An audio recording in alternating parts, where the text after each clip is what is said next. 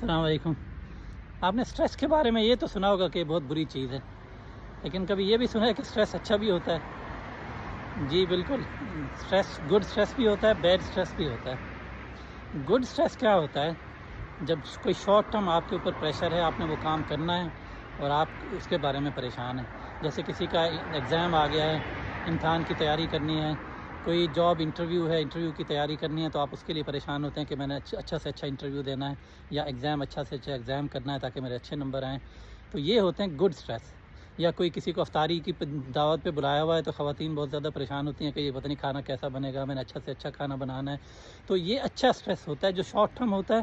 یہ آپ کے اندر سے اپنی صلاحیتیں جو آپ کے اندر ہیں ان کو ابھارتا بھی ہے، آپ کوشش کرتے ہیں کہ آپ اچھا سے اچھا کام کریں، تو یہ اچھا اسٹریس ہوتا ہے۔ یہ ہمارے دماغ کی ایک طرح سے ایکسرسائز ہے اور یہ ہمارے اندر اچھی تبدیلیاں لے کے آتا ہے۔ لیکن ایک ہوتا ہے بیڈ اسٹریس۔ وہ بیڈ اسٹریس وہ ہوتا ہے جو لانگ ٹرم آپ کا چلتا رہتا ہے، لمبا، ہر وقت آپ کے دماغ پہ سوار رہتا ہے۔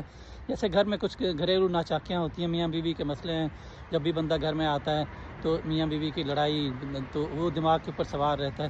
کوئی کسی کا کوئی جاب کے اندر جاب اچھی نہیں ہے یا باس کے ساتھ نہیں بنتی، اور بھی بہت سے ہوتے ہیں۔ کسی کا خدا نخواستہ کوئی بہت پیارا کوئی فوت ہو گیا، اب یہ سوچنے کی بجائے کہ اللہ تعالیٰ کی طرف سے سب کچھ ہوا ہے، بندہ اس کو قبول کر لے، تو اس کو دماغ پہ سوار کر لے، ہر وقت روتا رہے، پریشان رہے، تو یہ جو لمبے اسٹریس ہوتے ہیں نا، یہ آخر میں ڈپریشن میں تبدیل ہو جاتے ہیں۔ اور ڈپریشن ایک باقاعدہ بیماری ہے جس کا علاج پھر کرنا پڑتا ہے، اور یہ ہماری ہیلتھ کے لیے بہت زیادہ برا ہوتا ہے۔